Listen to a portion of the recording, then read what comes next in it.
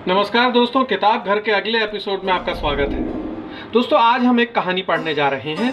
ये कहानी सुन बाबुल मोरे नामक पुस्तक से ली गई है। इस पुस्तक को लिखा है मेरी स्कूल की हिंदी टीचर श्रीमती निर्मला तिवारी ने, और इस कहानी का नाम है तुम और मैं। तुम और मैं। मेरी खिड़की ठीक तुम्हारी खिड़की के सामने है। इन दिनों दोनों खिड़कियों के सीमित आकाश पर दो चेहरे अक्सर टंगे रहते हैं, एक चेहरा मेरा और एक चेहरा तुम्हारा। काले घुंघराले बालों से घिरा हुआ तुम्हारा गोल चेहरा सांवला होकर भी कितना दिलकश है। गजब का आकर्षण है तुम्हारे व्यक्तित्व में। तुम्हारी मादक हंसी की एक झलक देखने के लिए मैं सारा जीवन यूं ही खड़ा रह सकता हूं। लाल ओठों से झरती चांदी के झरने सी धवल हंसी, जादू ही जादू भरा है इसमें। सुनता हूं तुम्हारी छोटी बहन की शादी तय हो गई है।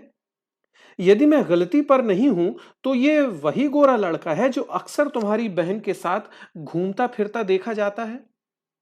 इस लड़के को सुना है विदेश में बढ़िया सी नौकरी मिली है।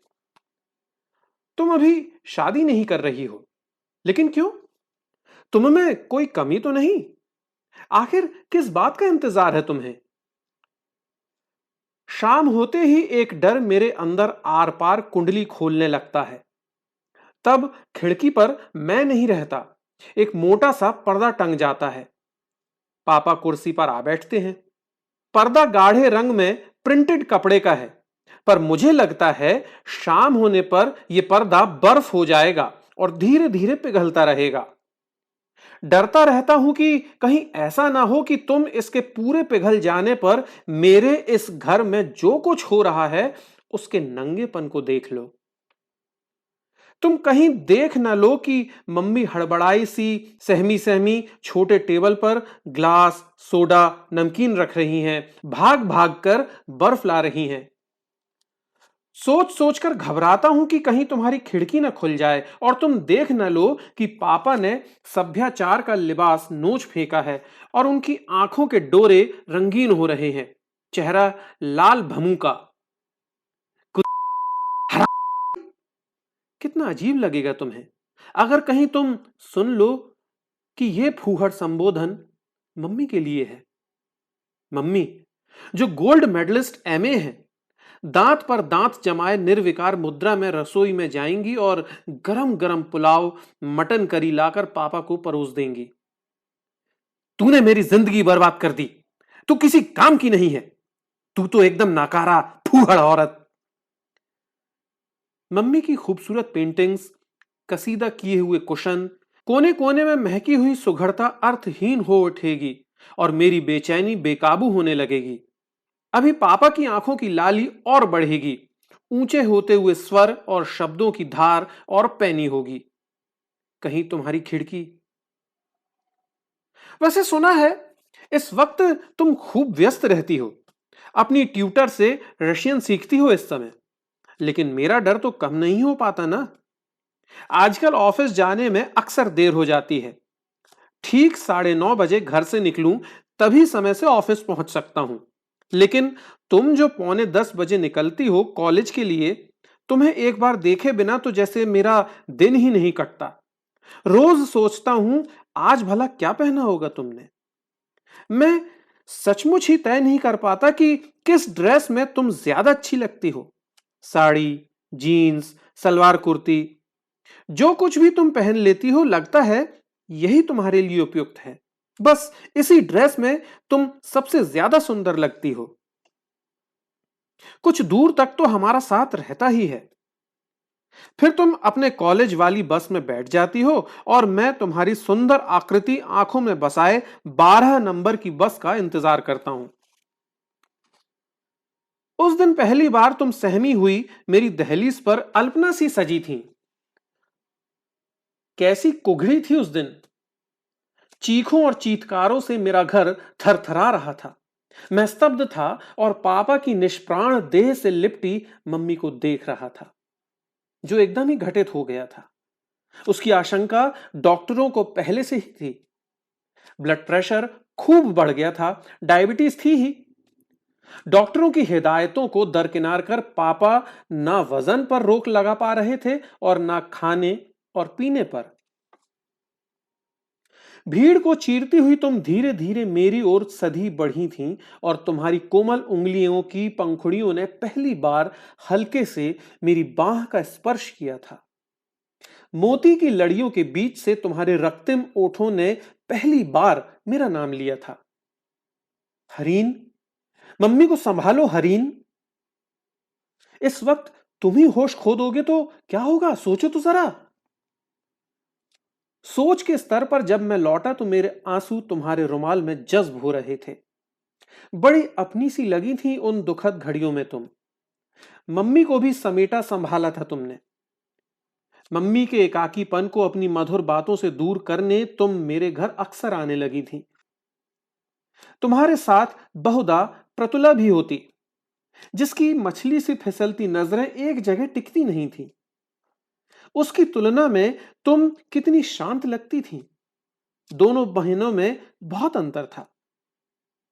हमारे गुपचुप संबंधों को भाषा मिल गई थी। हमारे बीच कितनी कितनी बातें होने लगी थी। सत्यजीत रे की फिल्में हम साथ साथ देखते थे। तलत महमूद के रिकॉर्ड्स सुनकर तुम मेरे ही समान मुग्ध हो जाती थीं और चाइनीज खाने की मेरी ही समान शौकीन थीं। हमारी रुचियां किस कदर मिलती जुलती थीं। प्रणय और विश्वास के जिस सिंहासन पर गर्व से माथा ऊंचा किए प्रतुला बैठी थी, ठीक उसी के नीचे भीषण विस्फोट हुआ था। प्रतुला को लगी चोट से तुम्हारा आहत होना स्वाभाविक था। हरीन, प्लीज तुम ही पता लगाओ, बात सच है या नहीं। थकी थकी आवाज में कितना कठिन काम तुमने मुझे सौंप दिया था, लेकिन तुम्हारे लिए तो मैं कुछ भी कर सकता था। मैं जी जान से जुट गया, लेकिन ज्यों ज्यों सच्चाई से पर्दा उठता गया, मैं गुस्से और दुख से तिलमिला उठा। यही हाल तुम्हारा भी हुआ। और प्रतुला, वो बेचारी तो होश ही खो बैठी थी। प्रतुला का वो भोला भाला खूबसूरत प्रेमी कितना बड़ा जालसाज निकला था। लड़कियों को अपने जाल में फंसाना और कॉल गर्ल्स, बदनाम इलाकों में उसका फैला हुआ दायरा, अपराधी गतिविधियों का लंबा सिलसिला। बेहद दुखी हुई प्रतुला, खूब रोई, लेकिन फिर संभल गई। जितनी देर तुम सामने रहती हो, साथ रहती हो, मेरे मन के हाथ में तृप्ति, खुशी और संतोष के महकते गुलदस्ते रहते हैं। तुम्हारे ओठ होते ही तुम्हें फिर देखने की चाह अकुला देती है। ये क्या हो गया है मुझे? और तुम? मुझे देखकर तुम्हारी आंखों में चमक कौंध जाती है और स्वर में चपलता छलक उठती है। ढेरों बातें तुम करती हो, लेकिन फिर भी पता नहीं क्या सुनने के लिए मैं तरसता रह जाता हूं। वो क्यों नहीं कहती तुम जो मैं सुनना चाहता हूं? जन्मदिन है तुम्हारा। तुम्हारी मम्मी ने कुछ खास लोगों को ही बुलाया है। प्रतुला का जख्म हरा ही तो है अभी, ज्यादा धूमधाम नहीं है। शिफॉन की फिरोजी रंग की साड़ी पहनी है तुमने, बालों का सुंदर जूड़ा बांधा है और माथे पर मखमली बिंदी। आज तुम गंभीर सी लग रही हो, एकदम ग्रेसफुल। हंसी खुशी के इस माहौल में मम्मी तुम्हारी पता नहीं क्या सोचकर प्रतुला का प्रसंग छेड़ बैठती हैं। मैं तो यही कहूंगी, भगवान जो करता है अच्छे के लिए करता है। चोट तो जरूर लगी, लेकिन प्रतुला को अकल आ गई। अब तरीके से पहले बड़ी बेटी का ब्याह करूंगी, फिर छोटी का। मैं बहुत जोर से चौंकता हूं। मम्मी का स्वर जिस तरह से निश्चिंत है, उससे तो लगता है तुम्हारी शादी तय।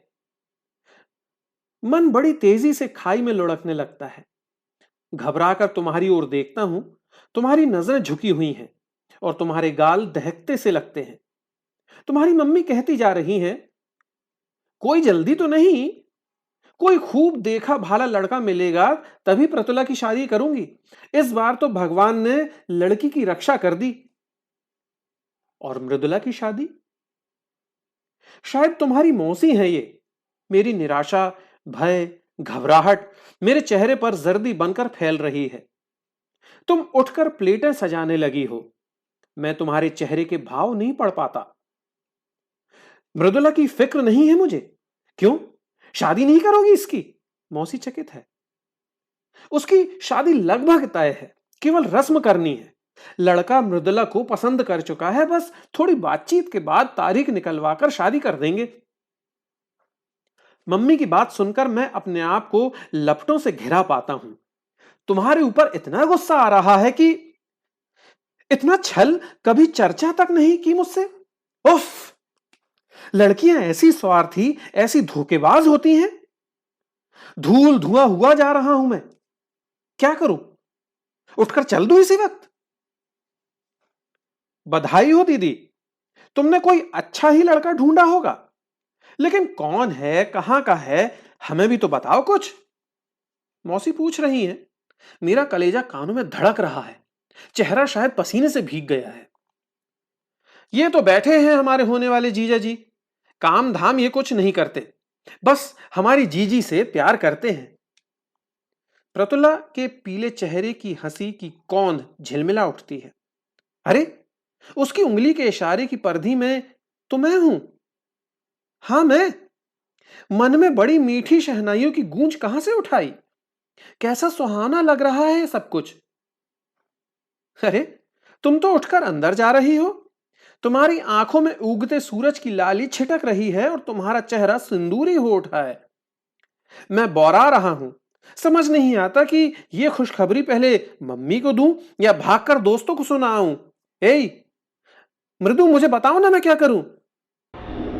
दोस्तों, आप सबको ये वीडियो कैसा लगा हमें कमेंट करके जरूर बताइएगा। इसके साथ ही हमें लाइक कीजिए, शेयर कीजिए, सब्सक्राइब कीजिए और हाँ, बेल आइकन दबाना ना भूलिएगा, जिससे हमारे आगे आने वाले हर वीडियो का नोटिफिकेशन सबसे पहले आपको मिले। हम अपने अगले एपिसोड के साथ जल्द ही हाजिर होते हैं। तब तक के लिए नमस्कार।